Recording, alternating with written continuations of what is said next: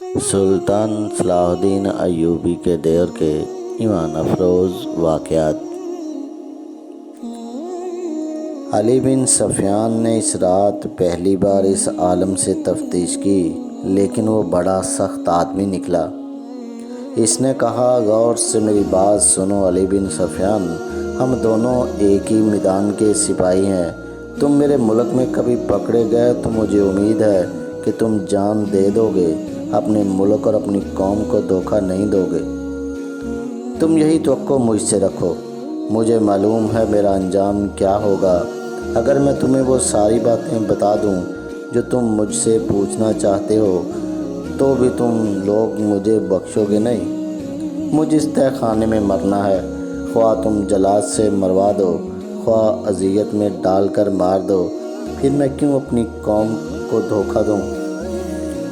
مجھے امید ہے کہ تم اپنا ارادہ بدل دو گے۔ علی بن سفیان نے کہا، کیا تم ان دو لڑکیوں کی عزت بچانے کی خاطر یہ پسند نہیں کرو گے کہ میں جو پوچھوں وہ مجھے بتا دو؟ کیسی عزت؟ اس نے جواب دیا، ان لڑکیوں کے پاس صرف حسن اور ناز نخرے ہیں، یا وہ استادی ہے جس سے وہ پتھروں کو بھی موم کر لیتی ہیں۔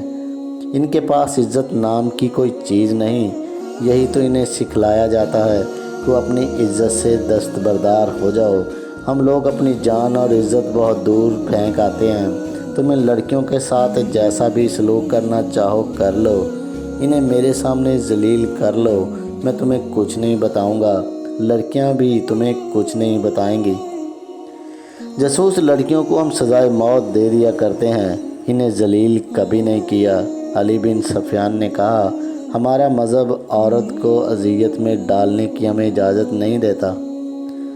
میرے دوست، جاسوس نے کہا، تم پیار کا حربہ استعمال کرو یا اذیت کا، ہم میں سے کوئی بھی اپنے ان ساتھیوں کی نشاندہی نہیں کرے گا جو تمہاری سلطنت کی جڑوں میں بیٹھے ہوئے ہیں۔ تم نے لڑکیوں کے ساتھ اچھا سلوک کرنے کا وعدہ کیا ہے، میں اس کے عوض تمہیں یہ بتا دیتا ہوں کہ یہ میری اور تمہاری جنگ نہیں، سلیب اور چاند تارے کی جنگ ہے۔ میں اس معمولی سے جاسوسوں میں سے نہیں ہوں جو ادھر کی خبریں ادھر بھیجتے اور تمہارے آئندہ کے ارادے معلوم کرتے رہتے ہیں۔ اس شعبے میں میرا رتبہ بہت اونچا ہے۔ میں عالم ہوں، اپنے مذہب کا مطالعہ اتنا ہی گہرا کیا جتنا تمہارے مذہب کا۔ انجیل اور قرآن کی تہہ تک پہنچا ہوں۔ میں اعتراف کرتا ہوں کہ تمہارا مذہب بہتر اور سادہ ہے۔ یہ ہر انسان کا مذہب ہے جس میں کوئی پیچیدگی نہیں۔ اس کی مقبولیت کی وجہ بھی یہی ہے، مگر میں تمہیں یہ بھی بتا دینا چاہتا ہوں کہ تمہارے دشمنوں نے تمہارے مذہب کی اصلیت کو بگاڑ دیا ہے تاکہ اس کی مقبولیت ختم ہو جائے۔ یہودیوں نے مسلمان علماء کے بھیس میں اس میں بے بنیاد روایات شامل کر دی ہیں۔ اسلام توہمات کے خلاف تھا، مگر اس وقت سب سے زیادہ توہم پرست مسلمان ہیں۔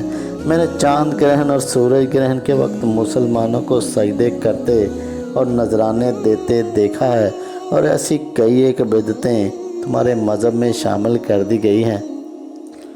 میں ایک لمبی مدت سے تمہارے اصل نظریات کو بگاڑ رہا ہوں، کیونکہ ہم جانتے ہیں کہ دنیا میں صرف دو مذہب رہ جائیں گے، ایک عیسائیت، دوسرا اسلام، اور یہ دونوں اس وقت تک معرکہ آرا رہیں گے جب تک کہ دونوں میں سے ایک ختم نہیں ہو جاتا۔ کسی بھی مذہب کو تیروں تلواروں سے ختم نہیں کیا جا سکتا، کسی مذہب کو تبلیغ سے بھی ختم نہیں کیا جا سکتا۔ اس کا یہی ایک طریقہ ہے جو میں نے اختیار کیا تھا۔ میں تمہیں یہ بتا دیتا ہوں کہ اس مہم میں میں اکیلا نہیں، پورا ایک گروہ تمہارے نظریات پر حملہ آور ہے۔ علی بن سفیان اس کے سامنے ٹہل رہا تھا اور اس کی باتیں غور سے سن رہا تھا۔ اس نے عالم جاسوس کے پاؤں میں بیڑیاں اور ہاتھوں میں ہتھکڑیاں ڈال رکھی تھی۔ اس کا ارادہ تو یہ تھا کہ اس جاسوس کو بھی ہر جاسوس کی طرح اذیتوں کے اسی مرحلے میں سے گزارے گا جہاں کسی بھی لمحے جاسوس سارے راز اگل دیتے ہیں، لیکن اس نے قید خانے کے ایک محافظ کو بلا کر اس آدمی کی بیڑیاں اور ہتھکڑیاں کھلوا دیں اور اس کے لیے پانی اور کھانا منگوایا۔ اس نے کہا میرے اس سلوک کو اگلوانے کا حربہ نہ سمجھنا، ہم عالموں کی قدر کیا کرتے ہیں، خواہ وہ کسی بھی مذہب کے ہوں۔ میں تم سے کچھ نہیں پوچھوں گا، جو کچھ بتانا پسند کرتے ہو بتا دو، اور میں تمہاری قدر کرتا ہوں۔ علی عالم جاسوس نے کہا، میں نے تمہاری بہت تعریف سنی ہے، تم میں فن کا کمال بھی ہے اور جذبے کی حرارت بھی۔ تمہارے لیے سب سے بڑا اعزاز اور کیا ہو سکتا ہے کہ صلیبی بادشاہ تمہیں قتل کرانا چاہتے ہیں۔ اس کا مطلب یہ ہے کہ تم صلاح الدین ایوبی اور نور الدین زنگی کے ہم پلہ ہو۔ میں تمہیں بتا رہا تھا کہ میں نے علم سے یہ حاصل کیا ہے کہ کسی قوم کے تہذیب و تمدن اور مذہب کو بگاڑ دو تو فوجوں کے حملے اور جنگ و جدل کی ضرورت باقی نہیں رہتی۔ کسی قوم کو مارنا ہو تو اس میں جنسی آگ بھڑکا دو۔ یقین نہ آئے تو اپنے مسلمان حکمرانوں کی حالت دیکھ لو۔ تمہارے رسول صلی اللہ علیہ وآلہ وسلم نے کہا تھا کہ نفس کو مارو کہ یہی تباہی کی جڑ ہے۔ تمہاری قوم نے اس پر کب تک عمل کیا؟ رسول صلی اللہ علیہ وسلم کی زندگی تک۔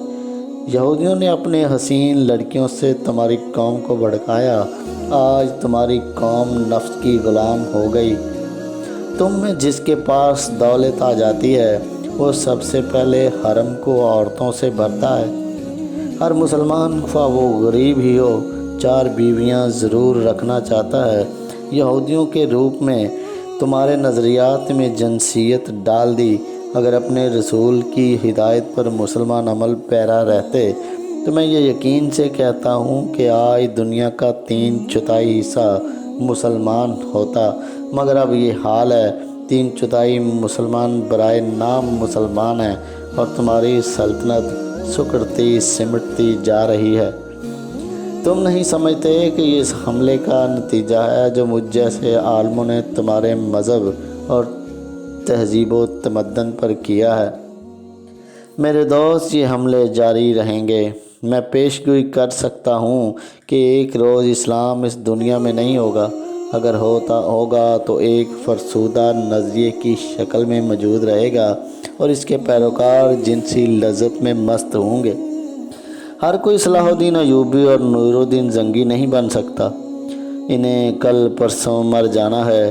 اس کے بعد جو آئیں گے انہیں ہم نفس پرستی میں مبتلا کر دیں گے۔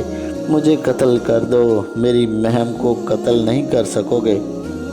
انسانوں کے مر جانے سے مقاصد نہیں مر جایا کرتے۔ میری جگہ کوئی اور آئے گا۔ ہم اسلام کو ختم کر کے اپنا غلام بنا کر دم لیں گے۔ اب چاہو تو مجھے جلاد کے حوالے کر سکتے ہو، میں اور کچھ نہیں بتاؤں گا۔ علی بن سفیان نے اس سے اور پوچھا بھی کچھ نہیں۔ وہ غالباً سوچ رہا تھا کہ اس کا کام کس قدر دشوار اور کتنا نازک ہے۔ اس صلیبی تقریب کار نے جو کہا سچ تھا۔ وہ دیکھ رہا تھا کہ قوم میں اخلاقی تباہی کے جراثیم پیدا ہو چکے ہیں۔ عرب کے امراء وزراء تو پوری طرح تباہ ہو چکے تھے۔ صلاح الدین ایوبی میدان جنگ میں صلیبیوں کو شکست دے کر سلطنت اسلامیہ کو وسیع تر کرنے کے خواب دیکھ رہا تھا، مگر صلیبیوں نے ایسے پہلو سے حملہ کیا تھا جسے روکنا سلطان ایوبی کے بس سے باہر نظر آتا تھا۔